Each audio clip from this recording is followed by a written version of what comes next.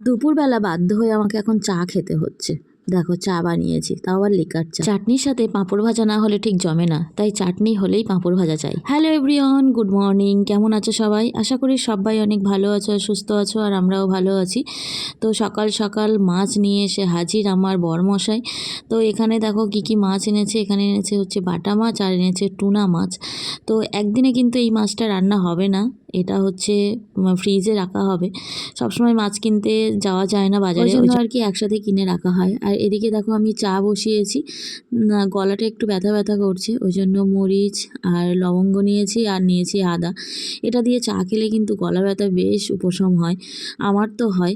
তো যাই হোক, আর এখানে চা বসিয়ে দিয়ে একটুখানি লিকার চা বানিয়ে নিলাম।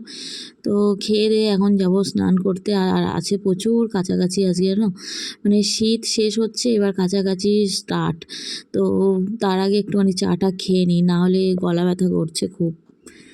তো চা খাওয়া হয়ে গেছে, আর দেখো স্নান করতে চলে এসেছি। আর এই জিনিসগুলো আমি এখন কাচ্ছি। এবার শীতকাল চলে যাচ্ছে, এবার সব শীতের জিনিসপত্রগুলো তো তুলে রাখতেই হবে, কিন্তু শুধু শুধু তো ওইভাবে পরে ধুয়ে তুলে রাখা যায় না, সেজন্য সব আমি কেচে ধুয়ে ন্যাপথলিন দিয়ে আমি তুলে রাখি।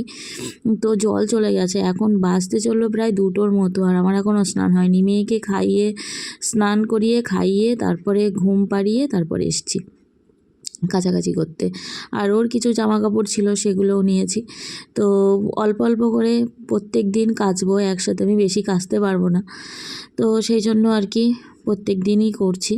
আর সন্ধেবেলা খিদে খিদে পাচ্ছিলো, কি খাবো করতে করতে মনে হলো যে একটুখানি পাঁপড় ভাজা খাই, তাই জন্য দেখো আমি পাঁপড় ভাজতে চলে এসেছি। আমার না চাটনি খেতে ভীষণ ভালো লাগে, মানে খাওয়ার শেষে। আর চাটনি হলে পাঁপড় খেতেও ভীষণ ভালো লাগে, মানে চাটনির সাথে পাঁপড়। তো পাঁপড় শুধু আমি একা খেতে ভালোবাসি না, আমাদের বাড়ির সবাই খেতে ভালোবাসে, শাশুড়ি মাও খুব ভালোবাসে চাটনি পাঁপড়। তো শাশুড়ি মা দেখো, আমি আর শাশুড়ি মা একটুখানি গল্প করছি আর পাঁপড় ভাজা করছি। আর আমার মায়ের অবস্থা দেখো, কত ভালো ভালো চাদর রয়েছে, সব কিছু রয়েছে, কিন্তু মা পরবে না। মায়েরা হয়তো এইরকমই হয়। মাকে কতবার বলেছি তুমি এই চাদরটা গায়ে দেবে না, এটা ছিঁড়ে গেছে, কিন্তু মা কোনো দিনও শুনবে না, সেই এই চাদরটাই গায়ে দেবে। মাঝে মাঝে ভুল করে আমার সামনে গায়ে দিয়ে চলে আসে, আমার সামনে খুব একটা ছেঁড়া চাদর গায়ে দেয় না। সকালবেলা ঘুম থেকে উঠে যখন আমি ঘুম থেকে উঠি না, তখন এই ছেঁড়া চাদরটা গায়ে দেবে। আর মাঝে আজকে হচ্ছে ভুল করে মানে গায়ে দিয়ে চলে এসছে। তো আমার অতটা খেয়াল ছিল না, তাই তখন কিছু বলিনি। ভিডিও এডিট করার সময় তখন দেখছি যে ছেঁড়া চাদরটা গায়ে দেওয়া রয়েছে, ভিডিওটা কাটতেও পারছি না, তো কাটলে অনেকটাই ছোট হয়ে যাবে, ওই জন্যই আর কি। তো মায়ের কিন্তু অনেকগুলোই চাদর রয়েছে, 3-4খানা চাদর রয়েছে। মাকে এবছরও বলেছিলাম, মা তোমার জন্য আমি চাদর কিনে আনি, মা কিনতে দেয়নি, তো ওই ছেঁড়া চাদরটা মা ঠিক পরে থাকবে।